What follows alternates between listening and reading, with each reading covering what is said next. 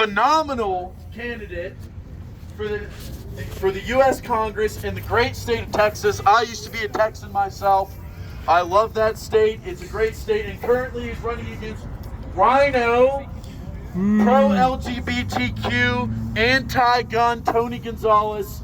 He's fighting like hell right now. He was gracious enough to come up here and help us with this fight. Everyone please welcome the AK guy, Brandon Herrera. Woo!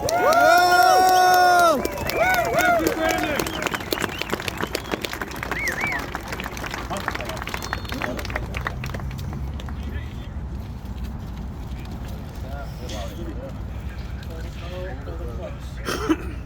Low and close. Sorry to keep you waiting, folks. Complicated business. No, it's awesome to see everybody out here today. Better? Yeah. There we go. I'm new to this whole talking to people stuff. So it's a genuine pleasure to be out here and to see so many like-minded, patriotic Americans willing to not only just talk shit on the internet, but actually show up in person and put their money where their mouth is. It's awesome. So a round of applause for you guys. You guys are the real patriots.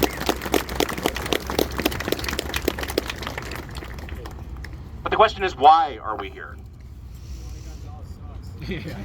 Well, that's why I'm here.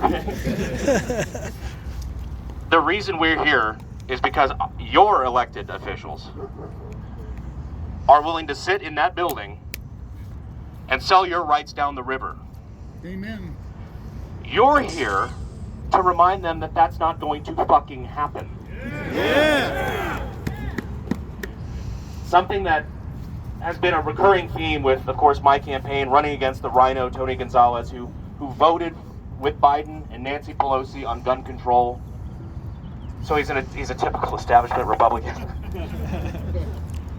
Something that has been a recurring theme in that race has been the idea of holding your elected officials accountable.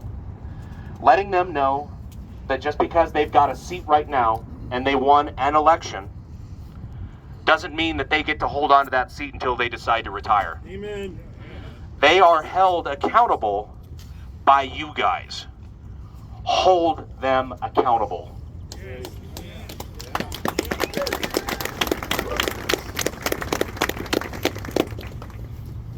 Because this goes just beyond the Second Amendment. The Second Amendment, of course, being one of the most important natural rights that God gave us and the Constitution protects. It goes beyond that, though. This is a bunch of people who feel like they can parade around, vote however they want, and you guys are just going to keep voting for them because they have an R in front of their name. That's not correct. And we're here to remind them of that. Because just like I keep saying, if you vote against our interests, if you vote against gun rights, if you vote against the Constitution, if you vote against the will of your constituents,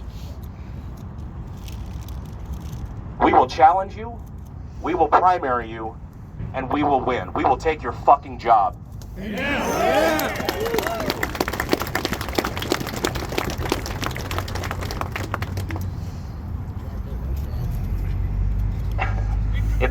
It's kind of crazy to be here, standing here, because I've been fighting for gun rights for God knows over a decade now. I've been fighting the ATF, been testifying before Congress in congressional field hearings, talking about how much the ATF sucks, which is a personal hobby of mine. Thank you. Thank you.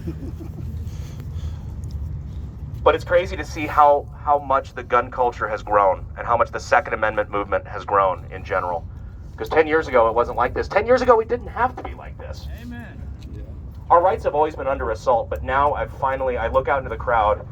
First of all, I see a wave of multicam hats, which is awesome. But I see a crowd who's pissed off. I see a crowd who's done talking about it, and I see a crowd who's ready to fucking beat